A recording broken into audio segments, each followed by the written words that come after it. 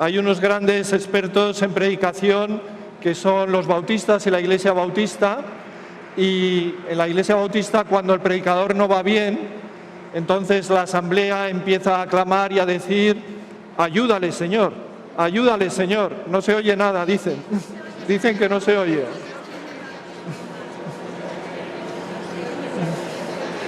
Dicen que no se oye.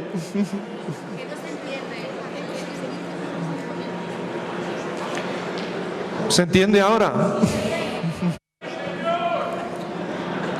Bueno, según los bautistas, cuando al predicador va mal, la misma asamblea reacciona y empieza a gritar y a rezar: ayúdale, Señor. El sistema español más típico son las toses. Se empieza a toser y entonces es señal de que la cosa no va bien. Vamos, aunque tenemos poco tiempo, a dedicar 20 segundos, 30 segundos a recogernos y a tratar de escuchar hoy qué es lo que se nos pide y lo que se nos dice para mejorar en nuestra formación.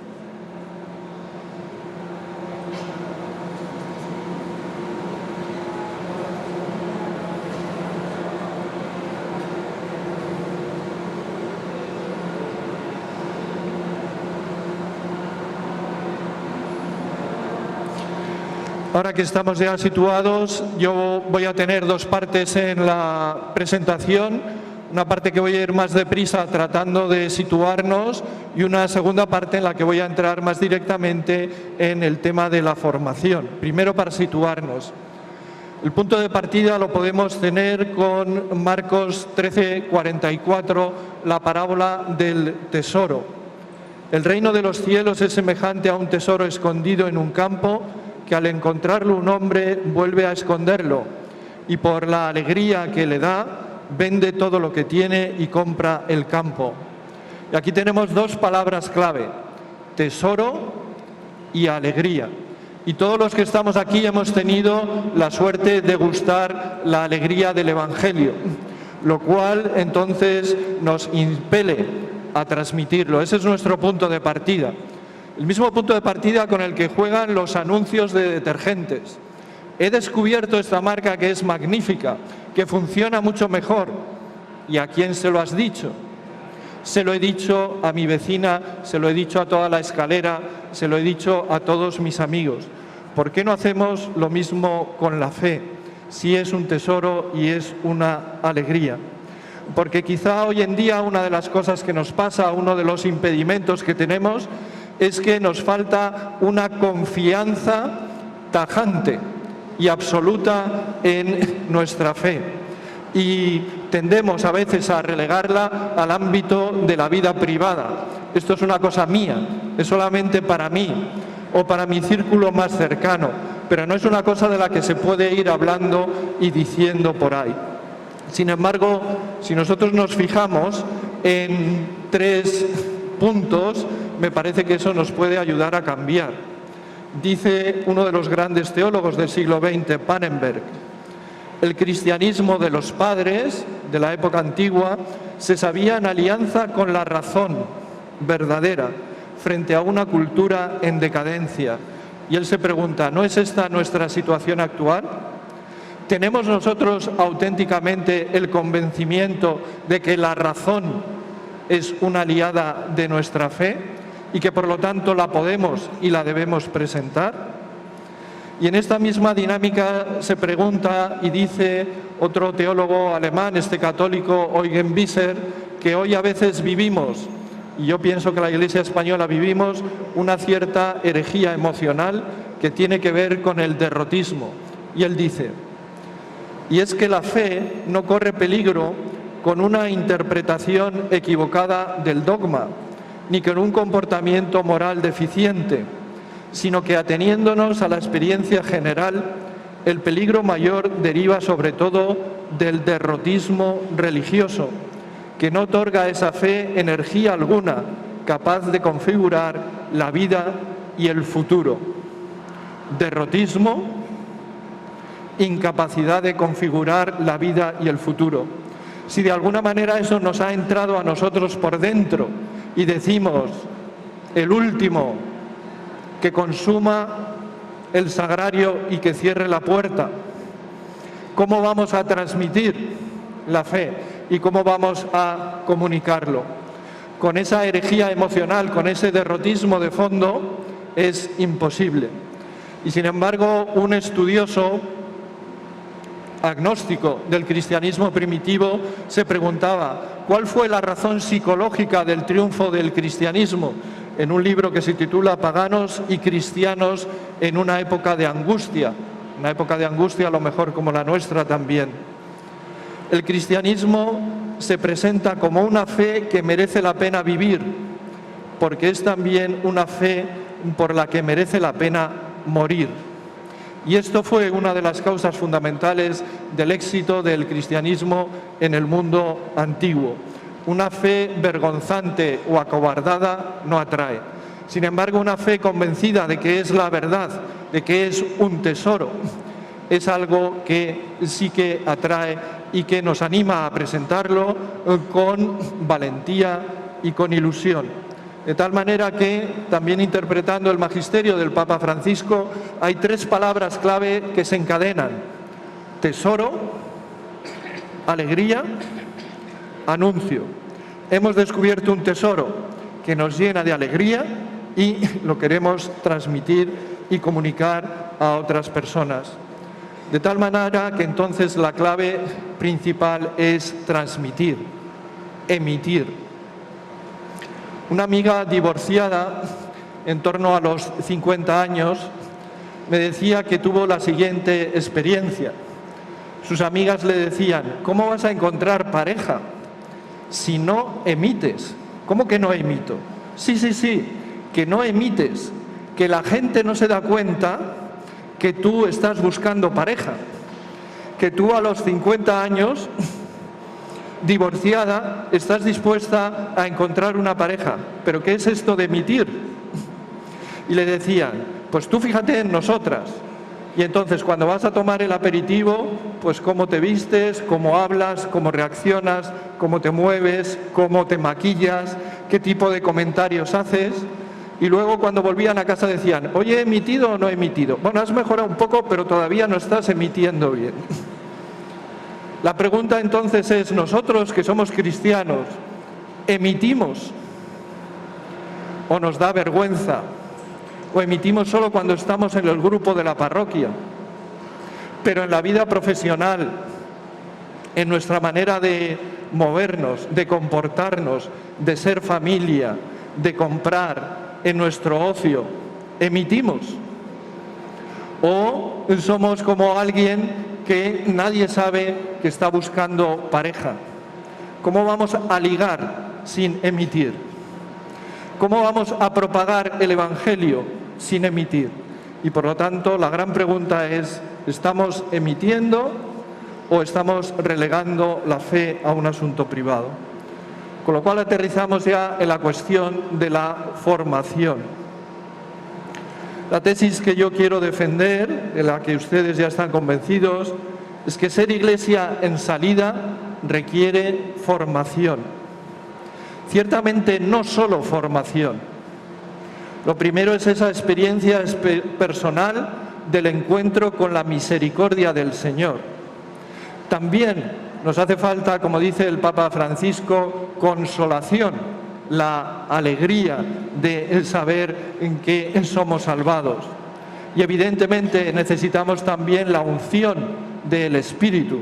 El Espíritu es el gran evangelizador, dirá Pablo VI, y el que guía la evangelización de la Iglesia.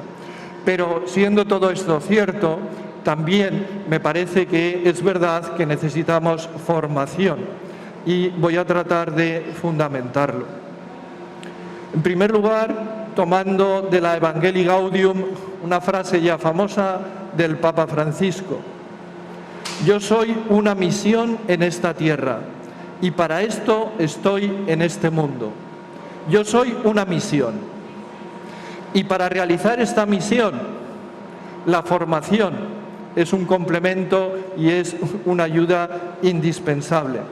Cada uno hemos recibido con la unción del Espíritu una serie de dones específicos y particulares, de dones exclusivos, como dice Lumen Gentium 12, el mismo Espíritu Santo no solo santifica y dirige el pueblo de Dios mediante los sacramentos y los misterios y le adorna con virtudes, sino que también distribuye gracias especiales entre los fieles de cualquier condición. Todos y cada uno de los aquí presentes tiene dones y gracias especiales que el Espíritu le ha concedido, que con la formación puede hacer que fructifiquen más, que sean más fecundos, que sirvan mejor. Y por eso necesitamos formación. Una iglesia en salida es una iglesia pletórica, llena de cristianos ungidos por el Espíritu, pero que también mediante la formación crecen en su fe, crecen en la escucha del Espíritu de Dios y crecen también en el discernimiento de cuál es su misión más particular y más específica. Esta necesidad de formación venía claramente apuntada como fruto de los grupos, y dice así el Instrumentum Laboris.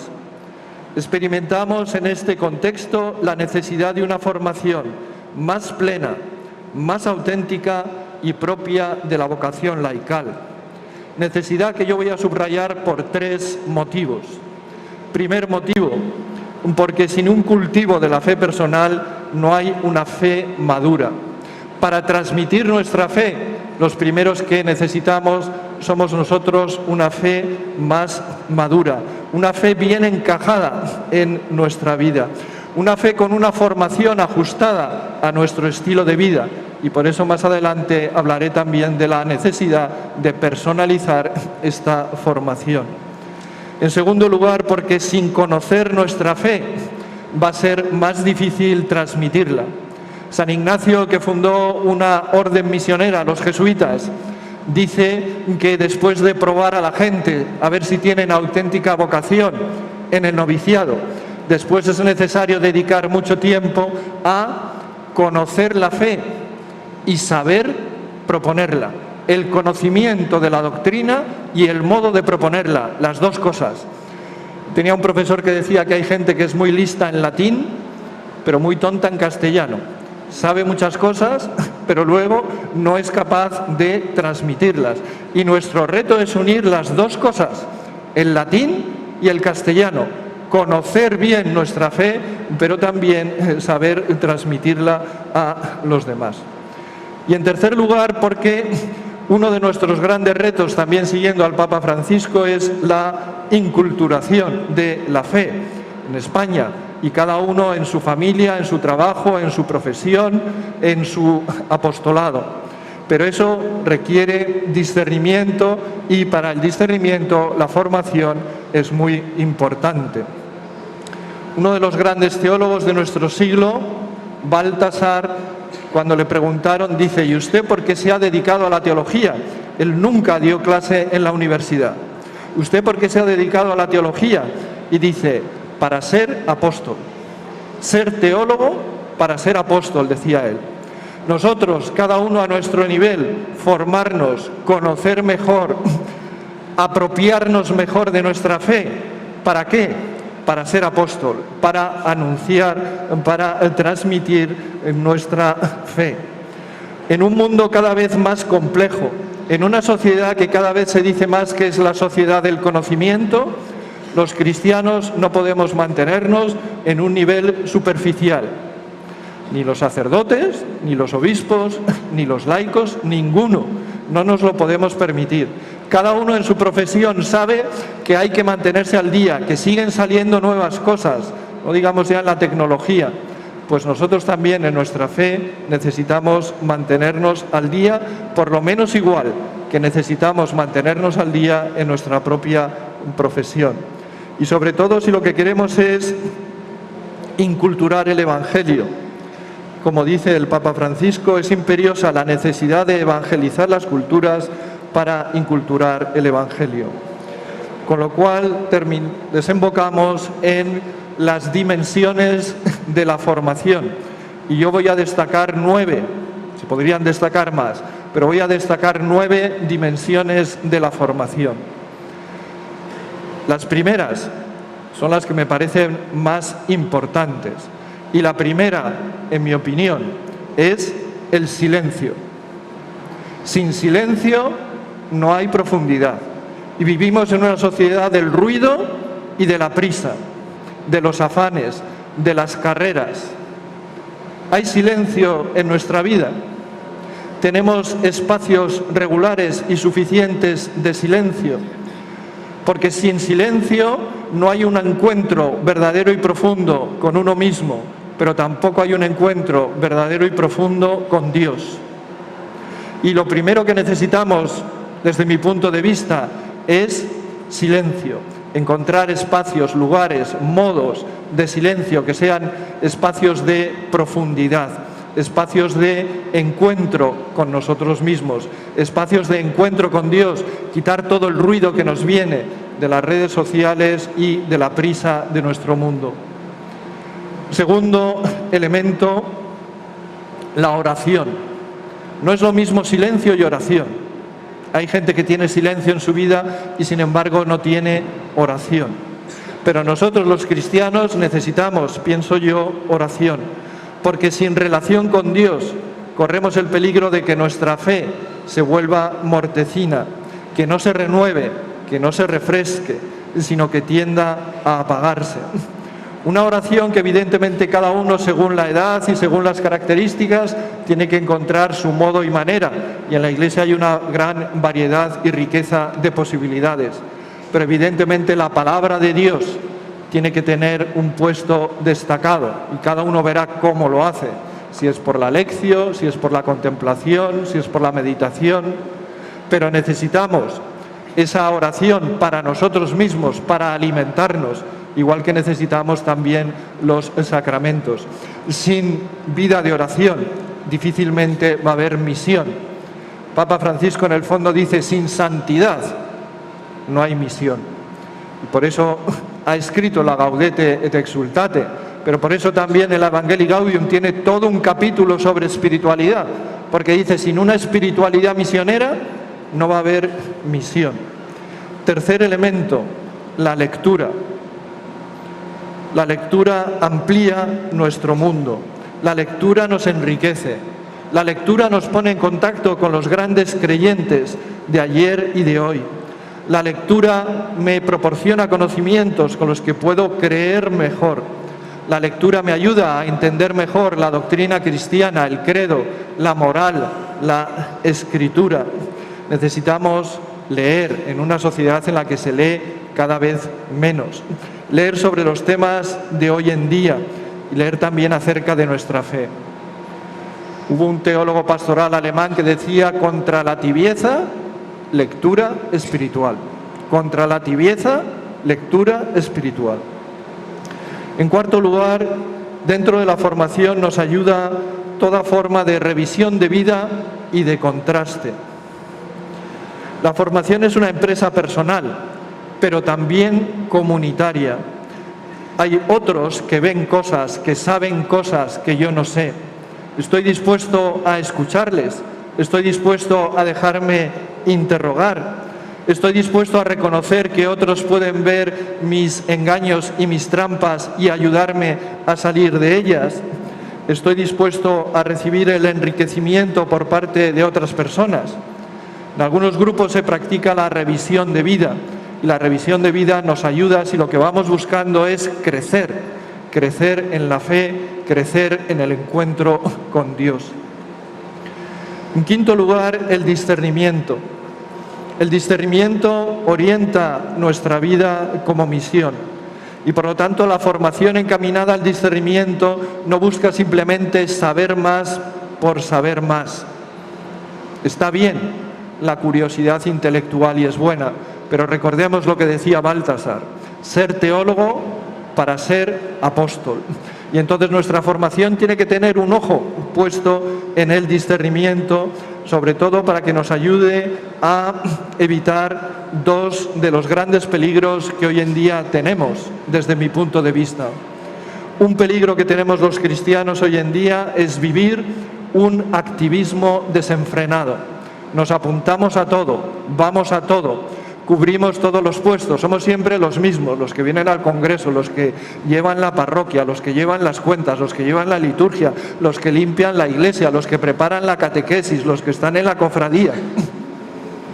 Es una locura en la que algunos se queman y una locura en la que perdemos profundidad, perdemos alegría y terminamos por no vivir plenamente nuestra fe y tampoco la transmitimos.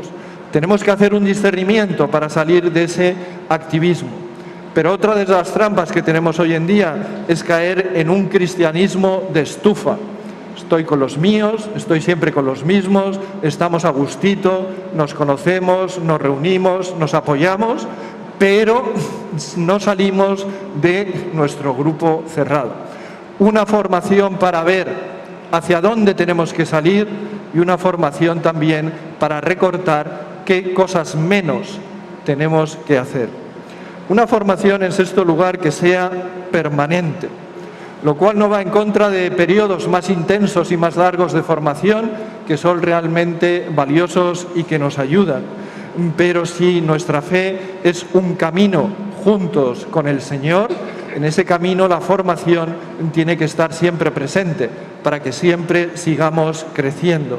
Cada uno según su edad, según su profesión, según sus características, pero en una formación permanente. En séptimo lugar, una formación eclesial. Una formación que nos ayude a crecer en pertenencia y en comunión, en sinodalidad, que es la palabra que se ha puesto de moda últimamente. Sínodo significa caminar juntos, sin, con, odos, camino. Hacer sínodo es hacer un camino juntos y, por lo tanto, un camino eclesial. Lo contrario del sínodo es el francotirador. Realizar, por lo tanto, una formación a nivel personal, pero también una formación de carácter comunitario. Octavo, una formación profética.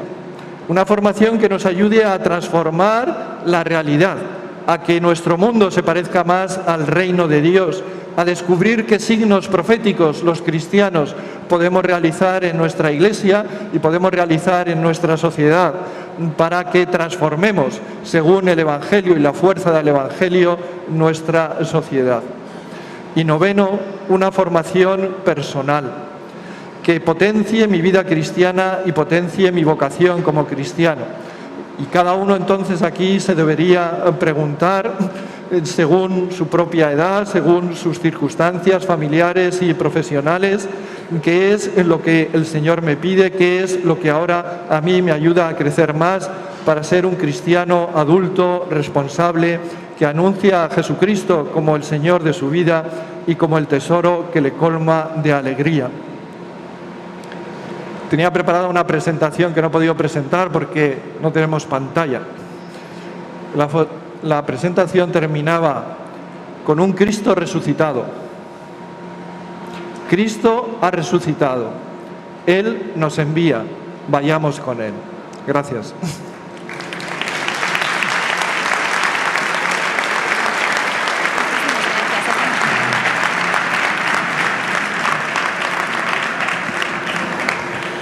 Pues le damos las gracias a don Gabino. Creo que él nos ha presentado ya todas las claves de la formación, de cómo debemos entenderla y de cómo debemos ahora seguir poniendo el corazón atento pues a lo que el Señor nos está pidiendo, ¿no?